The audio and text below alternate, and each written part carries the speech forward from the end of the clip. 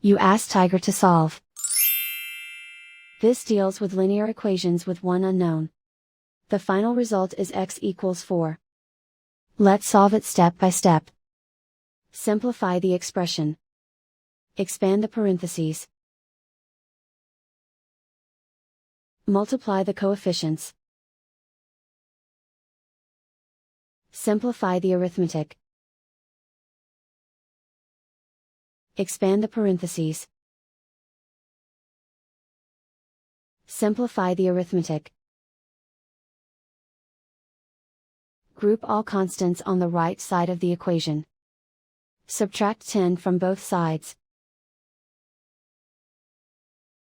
Simplify the arithmetic.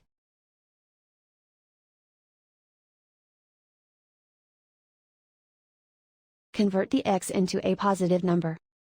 Multiply both sides by -1.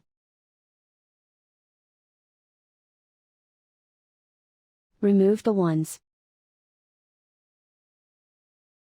Simplify the arithmetic. And so the final result is x equals 4.